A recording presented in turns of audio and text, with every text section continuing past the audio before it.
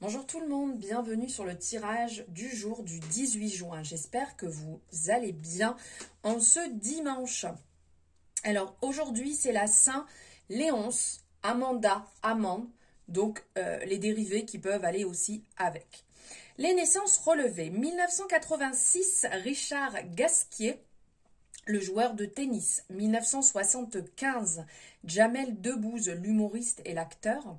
1973, l'actrice Julie Depardieu. 1942, l'acteur Bernard Giraudot. Et en 1942, le chanteur Paul McCartney. La citation du jour de Jean Rostand, excusez-moi. L'odieux de la mauvaise foi, c'est qu'il finit par donner mauvaise conscience à la bonne foi. À cogiter.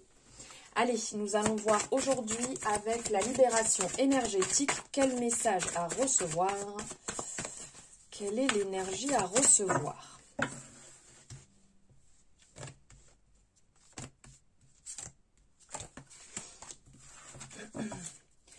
Alors, nous avons le chakra du plexus solaire, une agitation intérieure et le karma familial.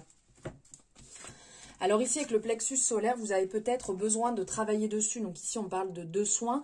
Vous avez peut-être besoin d'être un petit peu plus en joie, être un peu moins stressé, plus aligné, de nourrir tout ceci avec la couleur jaune, que ce soit les pierres, que ce soit les vêtements, que ce soit une fréquence énergétique, la couleur des vêtements, ce que vous mangez, tout ce qui sera jaune pourra vous permettre de travailler dessus et vous vous sentirez beaucoup moins oppressé puisqu'il se situe, le plexus solaire est juste en dessous donc du cœur, du chakra du cœur.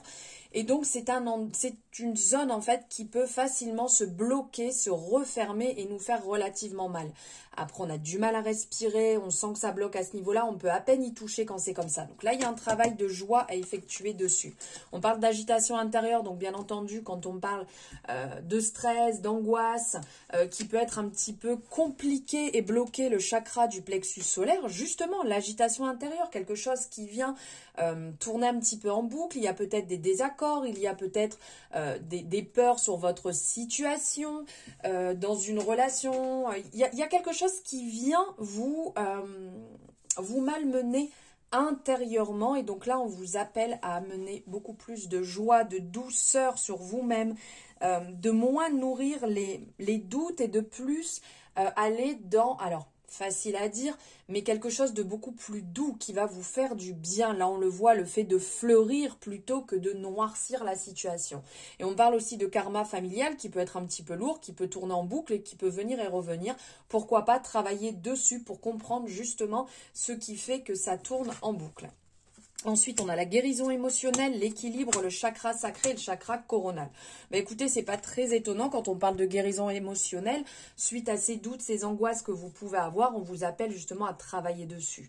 Donc là, l'autrice parle de rêve, puisqu'on peut le travailler sur les rêves, mais il y a différentes manières de le travailler, de travailler sa propre guérison émotionnelle, de travailler sur ses émotions et de comprendre pourquoi. Puisque si on ne travaille pas dessus, on va se retrouver à avoir des blocages. Les mots les mots vont venir parler et vous aurez des blocages au niveau du corps, des douleurs, des sensations qui peuvent venir si vous ne travaillez pas, si vous ne comprenez pas d'où viennent ces émotions et de travailler sur la guérison. Un équilibre aussi. Vous êtes en chemin justement pour travailler cet équilibre-là qui pourra vous faire le plus grand bien. On a l'équilibre qui est représenté ici, ça peut être comme le yin et le yang, ça peut être, ici on a la lune et le soleil, différents cycles, mais c'est cet équilibre à trouver chez vous sans partir dans un excès. Le fait de guérir pourra vous permettre de rééquilibrer aussi tout cela. Quand on parle du chakra sacré, ici on parle du racine. Alors on est vraiment dans les opposés, c'est assez marrant parce que on a ici le chakra sacré qui va nous parler donc des racines, de bien s'enraciner là où on est, et de l'autre côté le chakra coronal qui est donc l'opposé. Donc là on a vraiment le chakra racine qui est situé dans le bas du corps, en dessous en fait du sexe, et de l'autre côté on a le chakra coronal qui est situé tout en haut au-dessus de la tête.